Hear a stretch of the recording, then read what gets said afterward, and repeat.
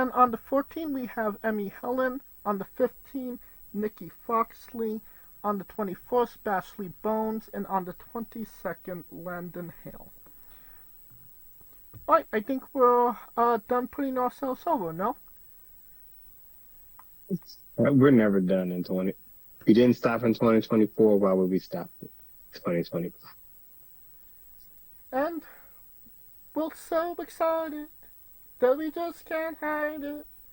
It was a great day for wrestling because we are wrestling with the news. And WWE brought in the new year with a bang. Yesterday on SmackDown, it was officially Tiffy time. Tiffany Stratton cashed in on a one Nia Jax to start off SmackDown at 3 hours. Low key, I kind of felt like it was maybe a SmackDown that people won't have watched as much as what's up coming up. But your thoughts on Tiffany Stratton winning the title? I mean, can we just say I called she was going to win the Money in the Bank? So this is just fruition. You know what I'm saying? Just full scale fruition. But yeah, I mean, it was something to kind of get you into Raw, but I think it was also a reason to watch the Rumble now, because the premise that I thought was going to happen was going to be Tiffany versus Nia, and you didn't want it. You didn't want Tiffany to have the briefcase to lose and then cash it in, and it's easier to have Nia chasing it from the Rumble to Mania, because something tells me she could easily lose the match, come back and win the Rumble. I don't know if that's going to happen, but you know what I'm saying? It's just a new way that they can go with it. Right. And Nia was a formidable, and for people who was her work rate, she actually was a very improved character and wrestler in 2024. I mean, she took the fact that people didn't really, like her as a character and really leaned in. That we could definitely agree on. I think it was maybe her most memorable title run that she's had. Considering I don't remember her last title run all that often. Because it was the bullying thing, and that was the thing too, because it was it was the Alexa Bliss, Nia Jax bullying angle. But the problem was that she didn't have the title that long. That's right. This one, because she won it at Mania and she lost it at SummerSlam. I want to say before then. No, because it started. The Nia Alexa match was at Mania, and then she lost it to Alexa at it was either SummerSlam or Money in the Bank. Money in the Bank. I want to say it's Money in the Bank because I think Bailey cashed in on her. Wasn't it Alexa that cashed in on Ronda? Oh yeah, you know what? No, wait a minute. Oh, Jesus! Now we gotta do some history. But if I remembered right, Nia had it. She didn't have it that long, and it was the title reign when she wanted. Was it 2018? Look at us, we out here Yeah, it was bugging over 2018. I know it's 2018. She beat. Oh, that's right. She beat it. She fought Rousey. She lost. Right. And then Bliss cashed in on Rousey, which was weird. But that's a whole. Okay. Extra steps for no reason. Yeah, extra steps. But yeah. This was probably more memorable because of the Queen of the Ring. Right. the that dovetailed into SummerSlam being daily. So yes, she had a memorable August to January, about a month run. That was good. Yeah, I'd say so. I kind of feel well. I'm happy for Tiffany, and it's a great moment, a great big moment that she had. I kind of feel like, and yes, it was a 3 hour. It was the first ever SmackDown was 3 hours.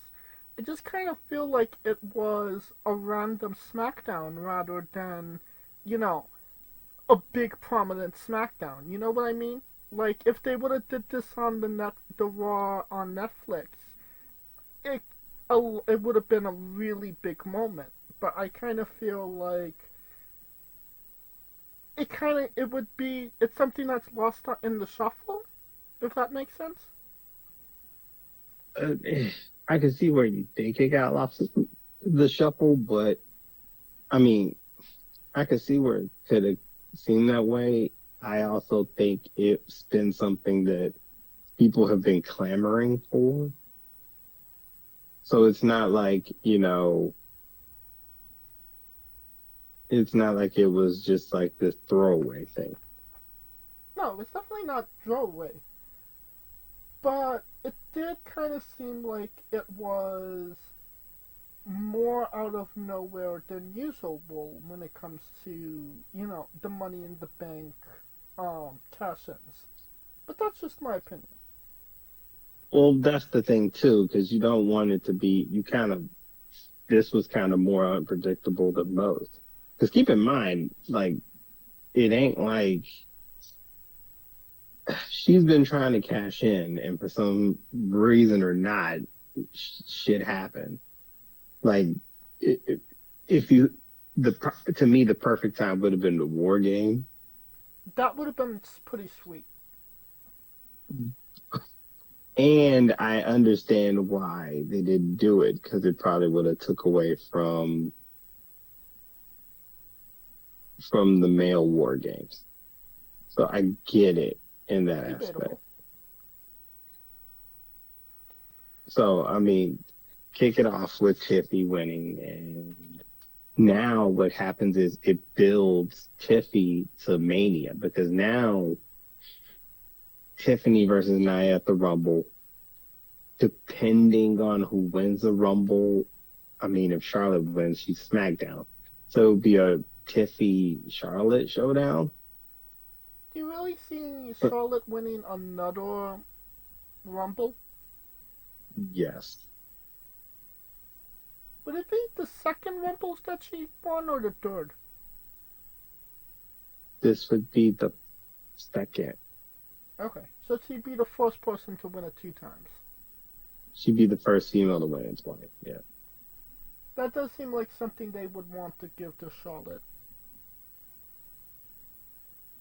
I mean, I don't see why not. I mean, Very true.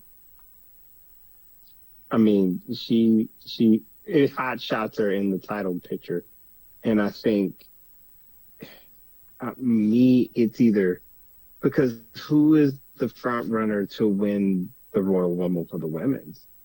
It's tough. I mean, they're either going to go Charlotte or Nia on the SmackDown side. I see the Elimination Chamber for the women's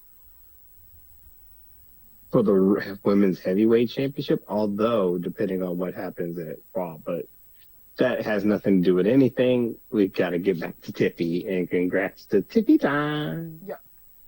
We shall see what happens with Tiffany Stratton, and how this rivalry with her and Nia develops. Another thing that we should see to develop is the Women's Intercontinental Championship. The tournament will conclude on the January 13th edition of Raw, and not the Netflix Raw. It's all on Netflix now, but the January 6th Raw, I should say. Not the inaugural edition of Raw, which would make sense because you don't want, once again, You don't want shit to overshadow the first show. And I completely get that, but like, who's really watching the next episode of Raw? The the January 13th. I mean, it's Well, they picked a good time to start it because the Rumble's about to pop off. So why wouldn't they? I mean, yeah, but I feel like it's just gonna fall on from the it's gonna fall to the wayside because it's not, a special edition of Raw. It's more or less, a random Monday Night Raw. You know what I mean? Well, it won't be random depending on what happens because it's Lyria and Dakota, right? Yeah. And I mean, we kind of So know who's gonna win at this point. who? I mean, Valkyria. You think Valkyria's gonna win? Well, I mean, my heart's telling me Dakota, but my brain knows that if this was Dakota versus Natalia, we'd know who won this match.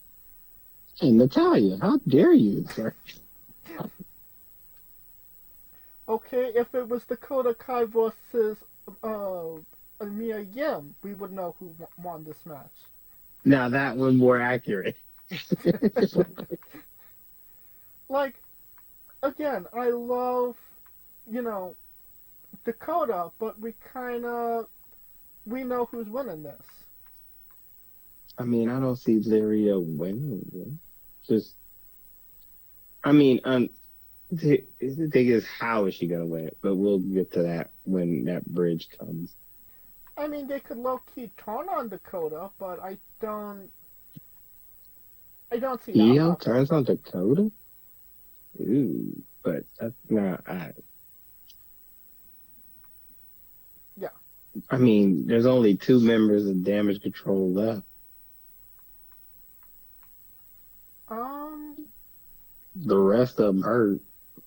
Well, I mean, Dakota came back, so there. Right, and Asuka then got hurt. Yeah. And did Io get hurt? I know that. No, Io lost to Lyria. No, but I mean, did she get injured? Is what I'm asking. I think that's the only one that ain't been injured. Shit. Everybody else get their ass fucked up down there. Yeah. This. Um. I think it would have been better just to have the Intercontinental be, put on the Raw just to be another memorable moment. But I also understand where they might feel like it gets lost in the shuffle. Um, but just a random Raw, I kind of feel, yeah, it would just be a random Raw. But that's I just my mean, I can see your point, but I think it's gonna be because the thing is this: you got a lot of stuff that's kind of gotta fall out from the first one, and particularly the Seth Punk right, feud, the Roman feud. Roman's on Raw till Mania right. minimum, so it's not like you know it's. I guess I just don't see it more of as a throwaway because now is the time to build momentum to get people to want to go to Indianapolis in February. So, so yeah, they got to pull out all the stops. All right. Well, somebody else trying to pull out the stops is a one NXT. Level Up has been discontinued, and supposedly, allegedly, depending on who you ask, it will be replaced by NXT Evolve. I wonder who's going to be running that. Supposedly.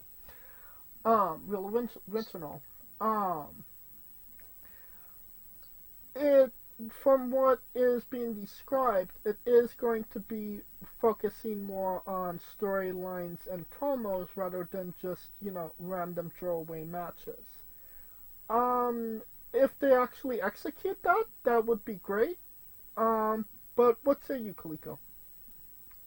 I mean, yeah, that's the whole thing. I mean, it had promise. I just, you know, I think Level Up had promise. They just didn't chose not to stick with it. And as long as Shawn Michaels is hiring who he hiring, we'll be all right. Yeah,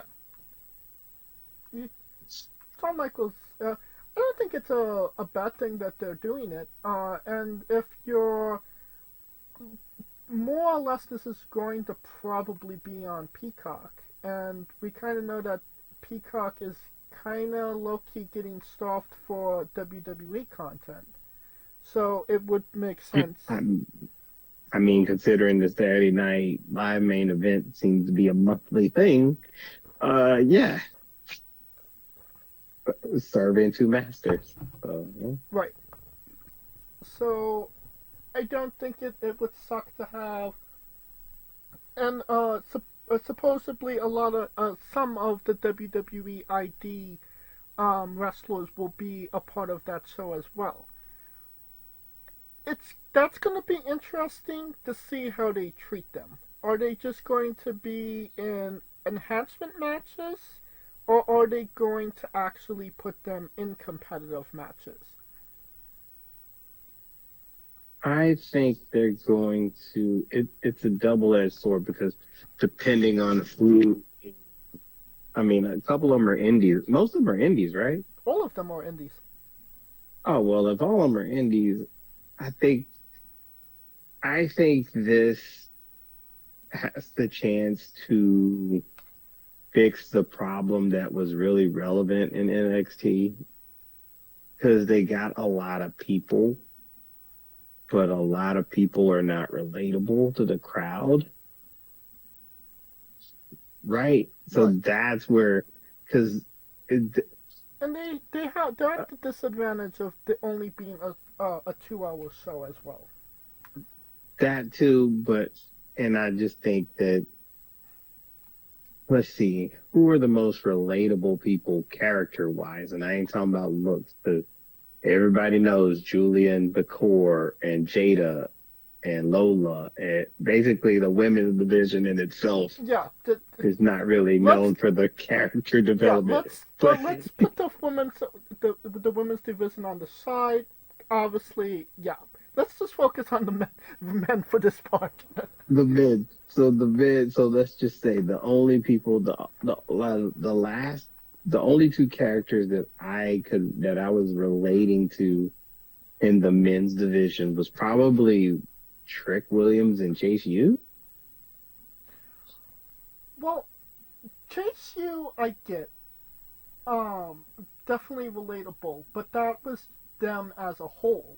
That was Chase, the girl that was with them, and the guy, Thea, yeah, Dia but Hale, and Thea Hale, and yeah, what made it more investing is because of the fact that it literally took a lot of the college scandals that popped off and made, you know what I mean? That's what made it like, and I mean, that's what did it for me because it was like when they did the whole we might be debarred because we got found caught cheating and da da da. You know what I mean? I was like, yeah, like the Michigan because and for those that don't know wrestling, they took the storyline from the Michigan Wolverines. So the Michigan Wolverines won the national title last year for football, but they were under investigation.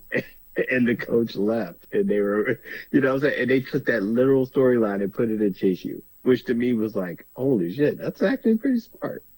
I well, obviously there was one very relatable person, but he don't go there, and that's Joe Henry. But just focusing on who actually goes to NXT. Yeah, that actually goes to NXT. Yeah, I'd not the say I'd say Ethan Page. I mean, he was a big part of why I kind of latched back onto NXT some months ago. But then again, E I had a lot of time to spend with Ethan Page before he came to NXT. True. Um, what is his name? Lexus King. Lexus King. I mean, he faded hard. True. Um, Ethan Page's Twitter is what made me him. His Twitter, baby, like because everything he said, I echoed 10,000%. So there you go. I That's mean, not necessarily relatable, but I do want to see him wrestle, and that's fucking overfemming. oh yeah, Oba. I mean, eh, Hmm? Kaliko? Kaliko, you're yeah. breaking up. There you go. Oh, there you go. So yeah, they did with him what they couldn't do with they couldn't do with Omas. Omas get him over. Well, I mean, having So actual I mean, wrestling ability didn't hurt him as well. that is true. But I mean, that dude was. I mean, let me see who else. I mean, I I could get with Tony D'Angelo No. when they did the Rocky thing. I mean, when they did the way that they did the Rocky thing, I will say I give them props for that. I go with The whole Wesley. I'm afraid the club because they did the Clubber Lang. It was kind of like a Clubber Lang ish. Like Obafemi was his Clubber Lang, so I get it. Low-key, I go with Wesley, but again, I had time to spend with Wesley before he came to NXT. Well, it didn't help the Rascals thing didn't pop off like that. I mean, when he betrayed the Rascals, it was like, oh, you For me, know. it was yay. I mean, it was a yay, but the problem, my thing is that they just didn't, you know. Like Janetti, those bitches. Yeah, he dropped him like a bad habit, homie. It was close. Quite literally, But they have very bad habits. yes, literally, figuratively.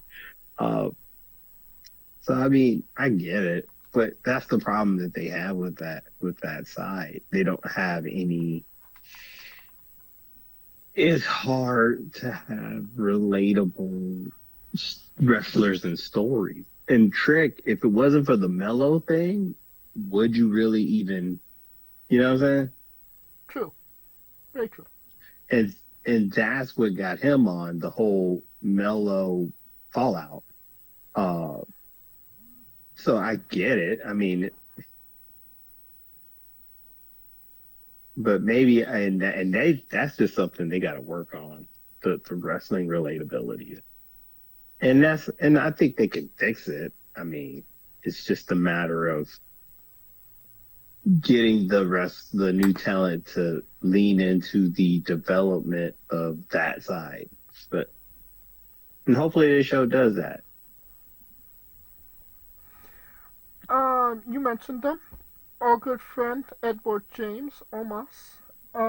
He won tag gold this week, but it was not in WWE, but in the Japanese promotion Noah. Um, they Threw literally me had. off because I'm like, wait a minute, they released Oga? Like I'm like, No, I had to like literally look like he's still under contract, right? Like no, WWE has a working relationship with Noah. Um, a couple of years ago, they sent Nakamura to be a part of what is his name? The Great Muda's retirement, and I believe the just retirement match. yeah, and just I believe it was last year they sent AJ Styles to be a part of a show as well.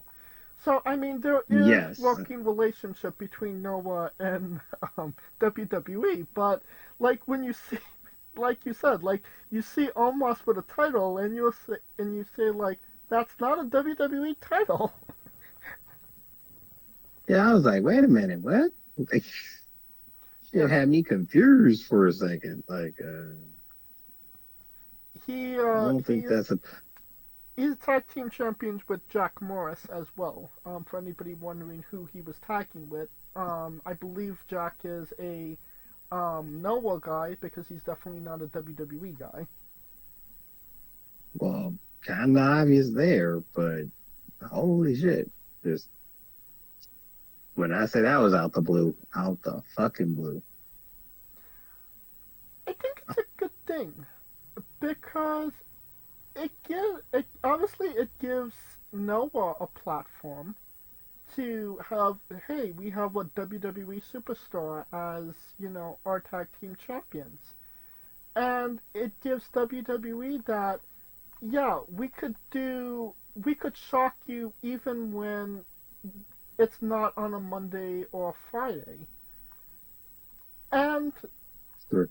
and the third thing is you have Omos, you're getting Omos over without us ever seeing him. So it's a win win win win win. It's all wins. J Rock. Win, win, win, win. All I do is win I'm, win win.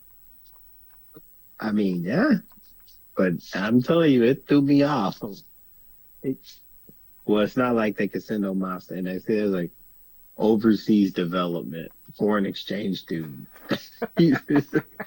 I know WWE had the foreign exchange student program.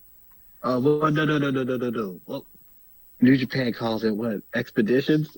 Yes, expeditions, excursions, Like, I excursions.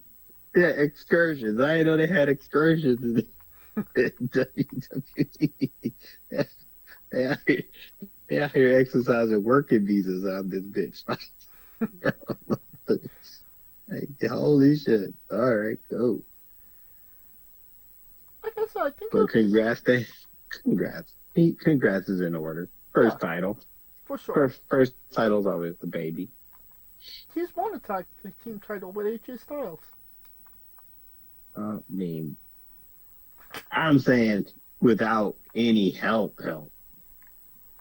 The Like at guy's that seven point, foot tall. He he didn't really need AJ Styles.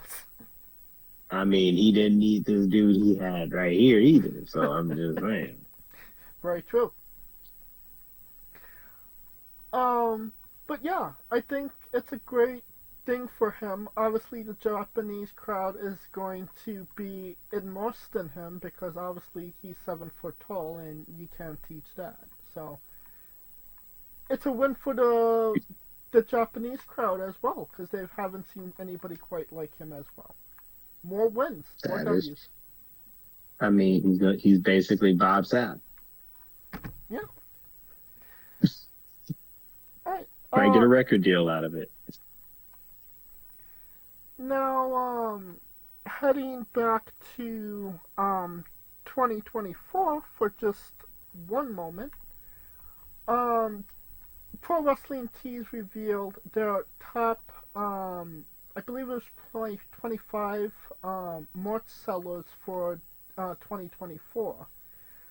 Um, any guesses who the top three is? Pro wrestling tees. Damn. Top three merch sellers in pro wrestling tees.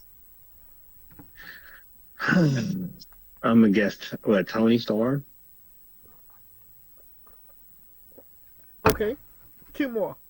Who's number two and three? Yeah, two or three.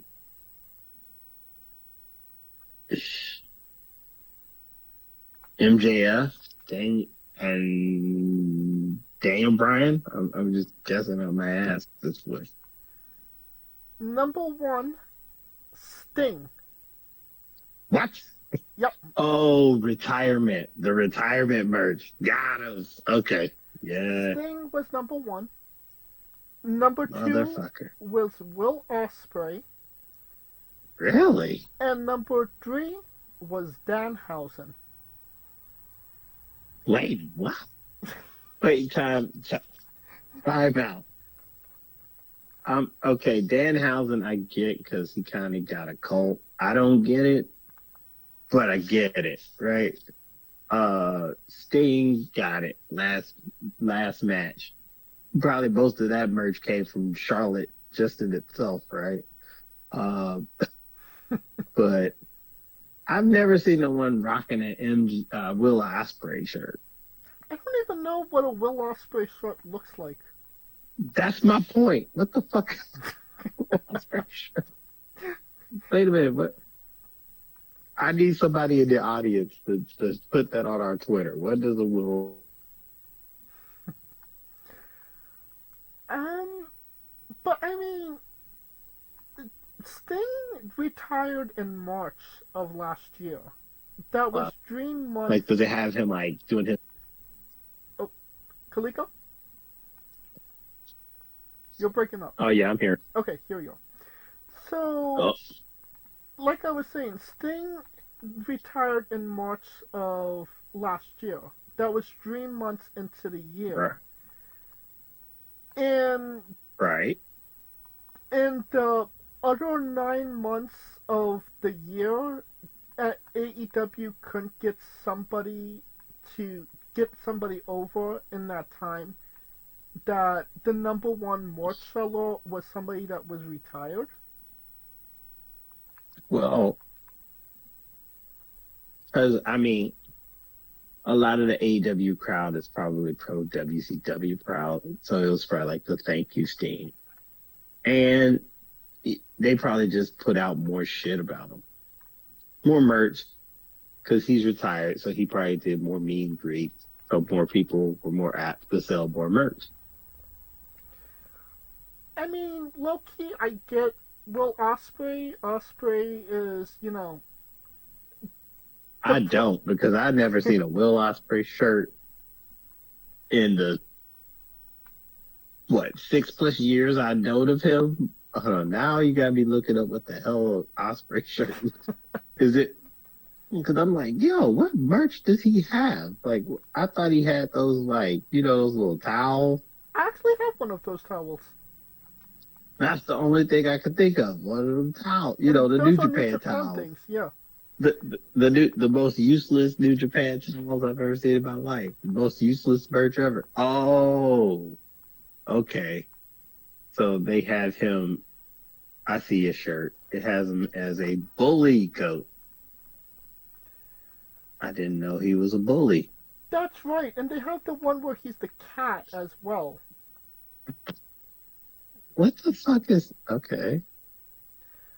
But when okay, so all three were AEW people, correct? Like I even forgot that Danhausen even went there at this point because he hasn't been on AEW TV. But Oh, when he does got shirts. Holy shit! I'm. He got more shirts than I thought. All right. so when your two out of the top three merch sellers are either retired or hasn't been there in 6+ months, that's a problem, right? Mm. In Sting's case, it's a farewell thing.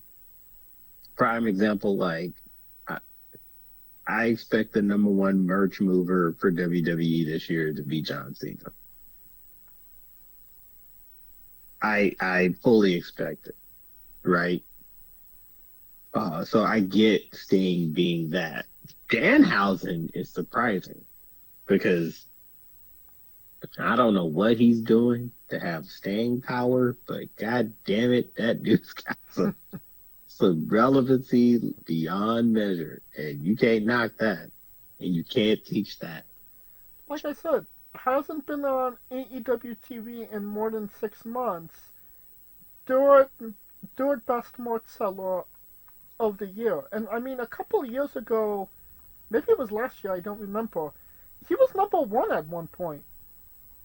I mean, what if the people want him and and they're buying the merchandise for him? Why wouldn't you put him? Why wouldn't you put him on TV? You know what I I mean? remember he was hurt though for a hot minute, right? Wasn't he hurt? I don't remember.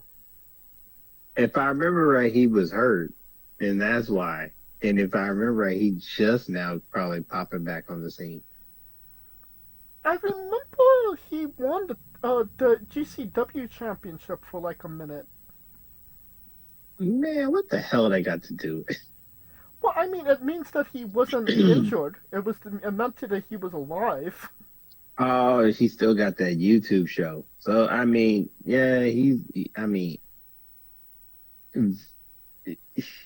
he's getting it in other ways, my man.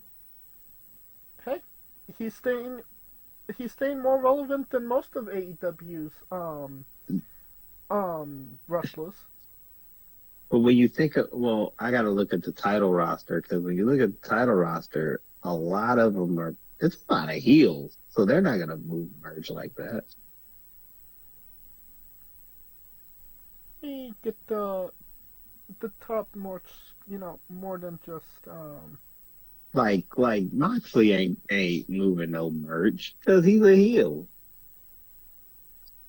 I think he was maybe in the top 10, but I could be wrong about that. I mean, the fact Danhausen's 3 says everything I need to know. Okay, so number 4 was MJF was 4. 5 Nation. was Okay. 5 was Darby Allin. 6 Strickland. Darby Allen. Swerve Strickland. Okay. Number 7 Tony Swerve. Storm. 8 was Mm-hmm. Danielson. 9 was Adam Page. 10 was Orange Cassidy. 11 Omega. 12 was the Outrunners. 13 was John Moxley. 14 was Mercedes. 15 Adam Copeland. 15 Mariah May. 16 I should say. Young Buck 17. Willow Nightingale 18. Jay White 19. 20 was the Acclaimed. 21 FTR. 22 Britt Baker. 23 Adam Cole.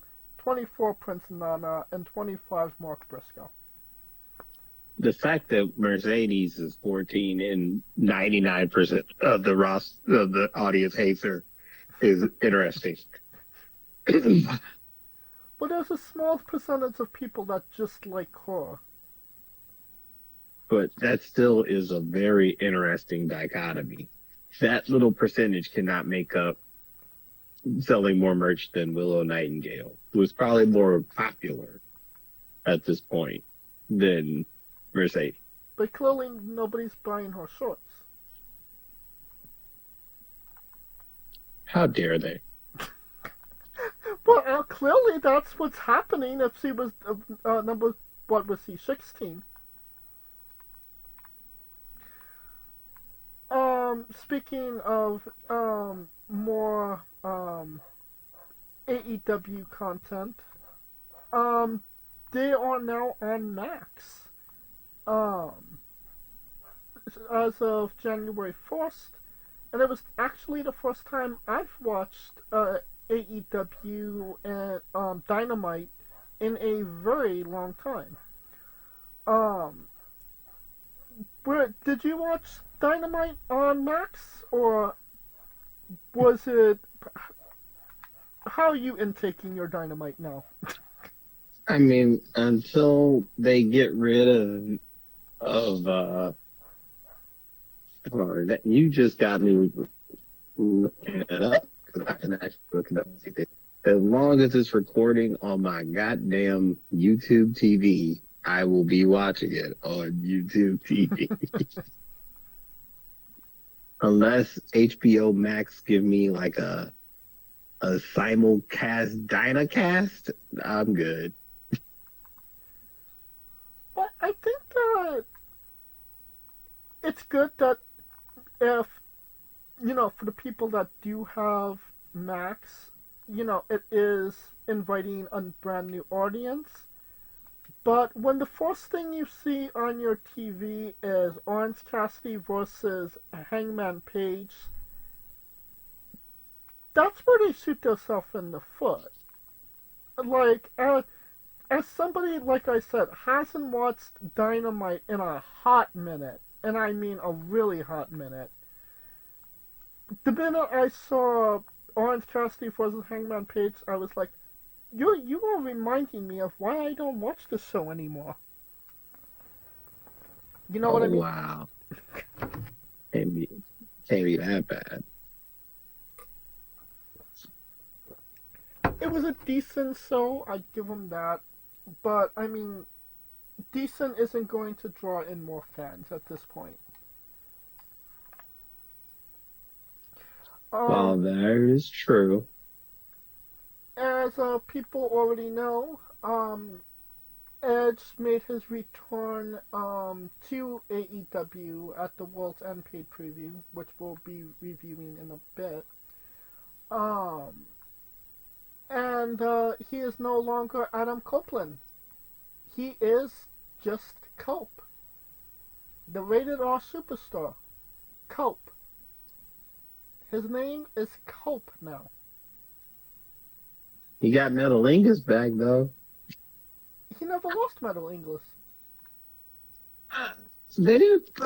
I don't remember them playing Metalingus with M the last time. Yeah, no, he had. As far as I know, he owns the song at this point. Oh, really? Yeah. He owns the anime song. Nice. Um. So, yeah, went from Edge to Cope. I don't think I could cope with this. It's literally like the worst fucking name ever of all time. I don't. I mean, I don't know why he can't use. What was it, Adam Copeland? Yeah. I mean, he was Adam Copeland. So that's my point. Why is he using his name? He went from his name. I mean, maybe he's trying to be like Prince, the artist formerly known as Adam Copeland. You know, I have no idea at this point. Like it could be that. It could be that. You never know. This seems like just a really bad idea from to begin with, and it just kind of kept going. Like, nobody told him this is a shit idea. This idea is ass. Who's gonna check anybody in that locker room, sir? Christian. And that's what. That's Christian. Yeah. Literally his childhood best friend. I mean, it won't be Christian. Christian ain't doing that. And that's one thing. And two, what threw me off is that they're rated FTR, but yet he's still Cope. What do you mean? Because you remember he teamed with FTR, so now it's rated FTR. They're a trio now. Yeah. So I'm like, that it just doesn't vibe with me. The rated R superstar Cope. Yeah. The name is not naming. Hey man, that might be one of the things that goes away in 2025. Cope.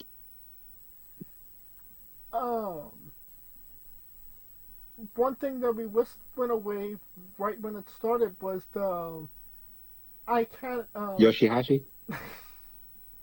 That and the new intro song is "I'm So Excited." Like, who thought? Wait a minute. Wait. Is it the song that I'm thinking of? I'm so excited, and I just can't hide it. I'm about to Oh lose hell control. no. That's the new theme song Cannot. of AEW. I'm Oh not my even god. Oh my god. You can't say shit about. No one can say shit about WWE's theme songs from here on out. Yeah. Because some of that shit is hip hoppy and it kind of be like corny a little bit. But god damn it. I've been a criticizer of Sexy Red. I'll take Sexy Red over. Sexy Red got a better song than that song for a wrestling fan. Hell, Glorilla got a better song. They couldn't get Glorilla, Sexy Red, Doechii, Rhapsody, any female hip hop artist from 2024. All the damn hip hop artists they have come on, Benny the Butcher and da da da da. Speaking of which, side note, they had this this hip hop wrestling event called The Heels Have Eyes. I need to go there again. God damn it. But anyways, all them damn hip hop artists they got fucking with AEW and you couldn't get one of them to get in the booth? Not a damn one to give you a 16. Yeah, I mean, Action Bronson is literally wrestled Didn't for. the motherfuckers have Rick Ross big ass on there? Yeah, that's right. So that's my point. Like all these West Side Gun. I, just, hell, the nigga from the Acclaimed could have gave you something. You literally got a rapper, a freestyle. Max Caster could have gave you some shit. Swerve. Swerve sings. Swerve raps. Swerve could have gave you a better song. Come on, bro. Like, yeah, nah.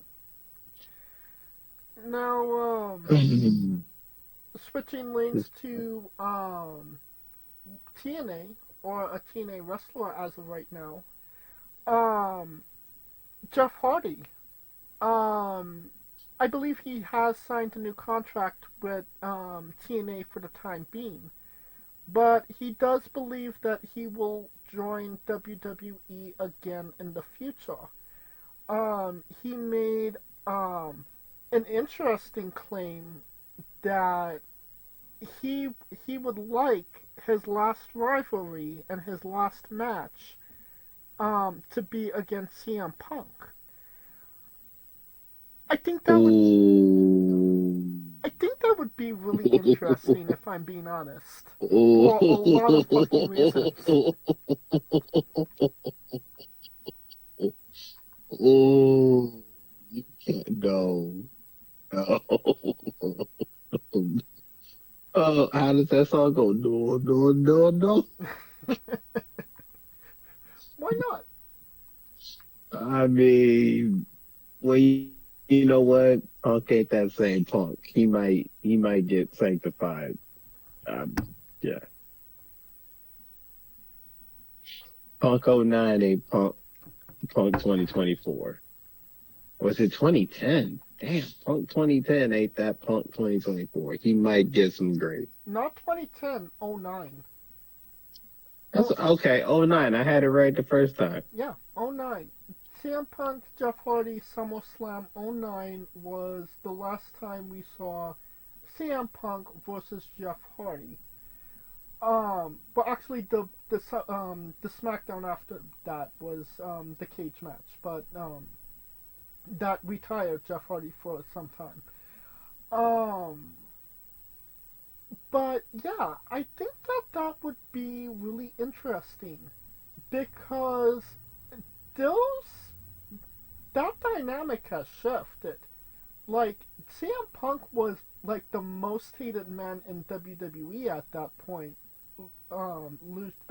banishing Jeff Hardy, and now he's that, no pun intended, cult of personality. If you love him, you love him. If you hate him, you hate him.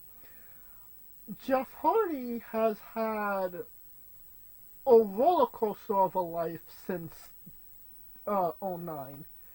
And low key, I kind of feel like I think he knows this as well. He lost that connection with his fans, where they will be behind him no matter what. Mm-hmm. So I mean, it wouldn't be bad to run it back, but as the individuals that they are right now. And I think that it would make for great shit, if I'm being completely honest. Selfishly, I'd like to see it. And if that's how, Jeff wants to go out, I do think a CM Punk match is more obtainable than a Roman Reigns match at this point. But that's just my opinion. Was Hardy and Reigns? Yeah, I mean, at one point, Jeff really wanted a one-on-one against Roman. Me, Roman's like Canelo. Everybody wants him. Of course. but Punk would be a very interesting dichotomy because a lot has happened to both individuals since 2009. But the one thing that never changed, Punk stayed clean and Jeff said so. So, so either way, talk about a storyline that'll pick up and won't go anywhere. It's like they left right off from. They picked up right where they left off, literally and figuratively. Same shit, different day, literally. Speaking of retirement matches, Ric Flair mentioned that he feels that he has one more match left in Boy, him. if you don't get your ass out this fucking ring, boy, he wants to die in the ring. Loki, I think he died in the ring at one point for his last match. I mean, honestly, he wants to be on ESPN as Ric Flair died in the ring. I mean, he's just working on it. Yeah. Like, how many, like, you could, like, even Terry Funk said, enough at this point. Like, he knew when it was actual time to, step out of the ring, even though he had, like 15 retirements. Like, yeah. And I mean, I don't crazy. think anybody's clamoring for the last match part 2. And who would that even be against? I mean, Andrade's in WWE at this point. It's not like he could help him. I'm just gonna say this one time and one time only. I never seen a motherfucker who survived a plane crash push their luck so fucking hard in my fucking life. It's crazy. Sir, go somewhere, sit down. Just enjoy it. Keep giving $1,000 tips on TikTok, and I'm good. Live that good Ric Flair life, and leave the wrestling business alone. I mean, that ain't happening, but god damn, bro. What happened to his energy drink? Did they recall it already? Woo! Yeah. Oh, I thought it was Viagra in a can. Nevertheless. From what I heard, it was more like an acid trip in a can. Really? I mean, most energy drinks. It's like every goddamn. Let's not even go there. I don't know why we went from wrestling to energy drink, but most of the motherfuckers are horrible. But anyway, yeah, only a handful worth of damn. And now a quick word from our sponsors. Hey folks, this is the Colossal Mike Law, and you are listening to Wrestling with Entertainment. Enjoy the show, support these guys. We appreciate it very much. We'll see you at ringside.